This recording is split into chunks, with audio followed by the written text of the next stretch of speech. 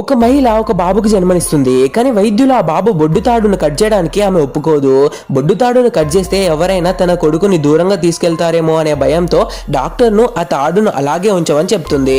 బాబు పెద్దవాడవుతున్న కొద్దీ తల్లి అతడి పట్ల తీవ్రమైన అతిరక్షణ వైఖరిని ప్రదర్శిస్తుంది. ఆ పొడవైన బొడ్డు తాడును ఉపయోగించి కొడుకును ఎల్లప్పుడూ తన వద్దే ఉంచుకుంటుంది. కొడుకు ఎంత దూరంగా వెళ్ళినా ఆ తాడుతో అతన్ని వెంటనే తన వైపు లాక్కుంటుంది.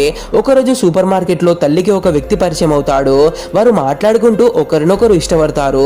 కానీ కొడుకు అది చూసి తన తల్లిని ఎవరితోనూ పంచుకోవడం ఇష్టం లేక బొడ్డు తాడును లాగి తల్లిని అక్కడి నుండి తీసుకెళ్లిపోతాడు. ఆ రాత్రి తన జీవితంలో తోడు లేనందుకు తల్లి బాధపడుతుంది. కానీ కొడుకు కోసం తన సొంత సంతోషాన్ని త్యాగం చేస్తుంది.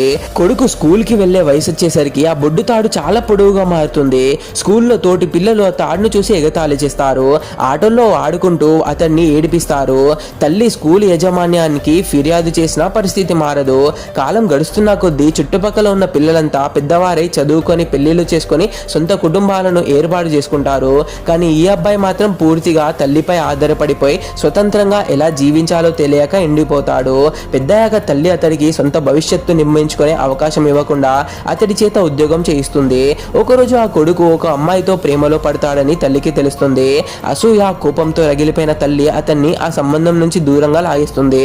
దాంతో కొడుకు తీవ్ర నిరాశకు గురై కత్తెరతో ఆ బొడ్డు తాడును కట్ చేయడానికి ప్రయత్నిస్తాడు. కానీ తల్లి వెంటనే స్పృహ తప్పి పడిపోయినట్లు నటించడం కొడుకు గిల్టుతో ఆగిపోయి ఏడుస్తూ తల్లి వద్దే ఉండిపోతాడు.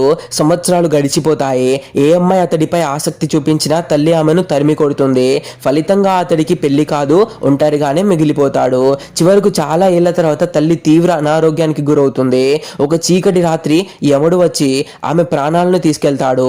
ఉదయం లేచి చూసేసరికి తల్లి చనిపోయిందని గ్రహించిన ఆ కొడుకు గుండె పగిలేలా ఏడుస్తాడు. జీవితంలో మొదటిసారి అతడు సంపూర్ణంగా ఒంటరి వాడైపోతాడు.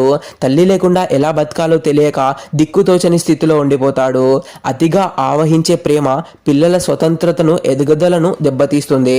సరైన సమయంలో పిల్లలను స్వేచ్ఛగా బతకనివ్వకపోతే చివరికి వారు జీవితంలో ఒంటరిగా నిలబడలేని బలహీనులుగా మారిపోతారు.